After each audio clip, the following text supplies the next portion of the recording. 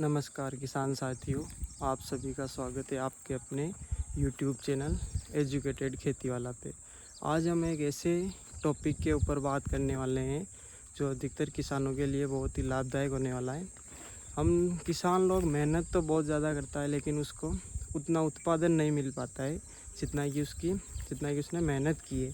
तो ये सब होता है कि एक बेहतर खाद नियंत्रण, कीटनाशक, उर्वरकों के सही उपयोग की वजह से किसान भाइयों जानकारी के अभाव के कारण पैसे तो खर्च कर देते हैं, लेकिन किस मात्रा में क्या खाद डालना है, कब डालना है, किस समय डालना है, उसका उनको पता नहीं होता है। तो आज की यह वीडियो हमारे इसी बारे में होने वाली है, जिसमें हम मक्के की फसल में बुआई के समय कौन कौन सा खाद डालें, मिनरल मिक्सचर डालें, क्या क्या चीज़ें डालें, जिससे कि हमारी पैदावार लगभग 1.5 से 2 गुना हो जाए। तो आप अपने इस YouTube चैनल से जुड़े रहें और अधिक जानकारी के लिए हमारे इस YouTube चैनल को सब्सक्राइब करें। आपको जानकारी अच्छी लगे तो लाइक करें, कमेंट करें। तो चलिए आज हम चलते हैं। आज मैं आपको बताने वाला हूँ कि मक्के की बेसल डोज या बुआई के समय कौन कौन सा खाद डालें। अधिकतर हमारे इधर हेक्टेयर एकड़ में किसान समझते नहीं हैं। हमारे इधर लगभग बीघे का प्रचलन ज़्यादा है, इसलिए मैं आपको सभी जानकारी बीघे के रूप में दूँगा। तो हमारे इस लगभग 1.5 बीघे के खेत में हम मक्का बोने वाले हैं। हमारी इस पूरी जर्नी के लिए हमसे जुड़े रहें।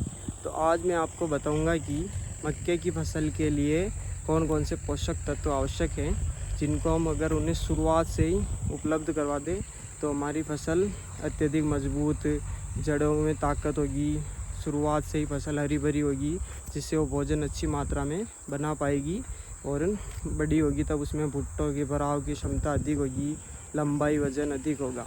तो चलिए चलते हैं। आज मैं आपको बताऊंगा कि हमें बुआई के समय मक्के की फसल में कौन कौन सा खाद देना है, जिसे कि लोग बेसल डोज के नाम से भी जानते हैं।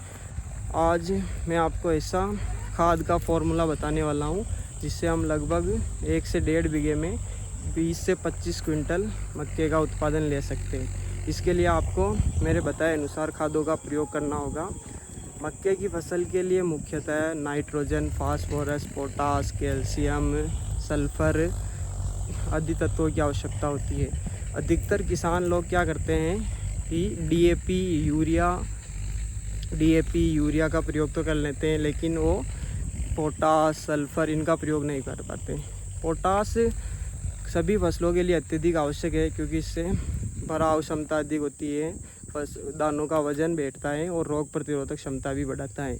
इसलिए हमें अपने पोटास का उपयोग आवश्यक रूप से करना होगा। साथ ही हम सल्फ़र का उपयोग भी करेंगे तो हमारा उत्पादन और भी बढ़ जाएगा। आपके आसपास के किसान आपसे आकर पूछेंगे कि आपने भाई ऐसा क्या किया, हमें भी बताइए। तो चलिए हम वीडियो को ज़्यादा लंबा नहीं करते हैं और अपने टॉपिक के ऊपर बढ़ते हैं। तो आज मैं आपको बताने वाला हूँ कि लगभग आपको 1 से 1.5 बीघे खेत में एक पूरा बैग डीएपी लगभग 50 केजी वाला लेना है। उसमें एक पूरा बैग लगभग यूरिया 40 से 45 केजी या एक पूरा बैग भी ले सकते हो आप, और लगभग 10 केजी सल्फ़र का प्रयोग ज़्यादातर किसान भाई मक्के की फसल में नहीं करते, लेकिन आपको ऐसा नहीं करना है। मेरे बताए अनुसार एक बार आप करके ज़रूर देखिए। हम लगभग 5 सालों से खेती कर रहे हैं और हम इसी फॉर्मूले को अपना रहे हैं। उत्पादन काफ़ी शानदार मिलता है। तो लगभग एक 50 केजी का डीएपी का बैग, एक यूरिया का बैग और लगभग आपको 30 से 35 केजी पोटास 30 से 35 केजी पोटास ज़रूर लेना है भाई किसान भाई आपको। इससे आपका उत्पादन काफ़ी ज़्यादा बढ़ जाएगा। और लगभग 10 केजी सल्फ़र, और इसमें हो सके तो आप एक मिनरल मिक्सचर या ह्यूमिक एसिड दोनों में से एक ले सकते हैं। इसके साथ ही आप इंसेक्टिसाइड और फंगिसाइड का उपयोग ज़रूर करें, क्योंकि बरसात का मौसम होता है। अगर अत्यधिक पानी भरा रह जाए तो फंगस उत्पन्न हो जाती है। फंगिसाइड से हमारी फसल में जड़ गलन और आदि समस्याओं में रुकावट मिलेगी। और इंसेक्टिसाइड का उपयोग भी हम उसी में बेसल डोज में कर देंगे, तो शुरुआत से ही हमारी फसल कीटों से इनसे बच जाएगी। और सबसे ज़रूरी बात यह है कि किसान भाई अपने खेत की अच्छी तरीके से 2 से 3 बार जुताई आपको अवश्य करनी है, जिससे कि गर्मी के दिनों में इसमें जो भी अवशेष है, पुराने अवशेष हैं, चारा वारा जो भी कुछ है वो नष्ट हो जाएगा गर्मी के माध्यम से। तो किसान भाइयों, कैसे लगी आपको ये जानकारी? अगर आपको ये जानकारी अच्छी लगी हो तो हमारे चैनल को सब्सक्राइब ज़रूर करें, कमेंट करें, लाइक करें।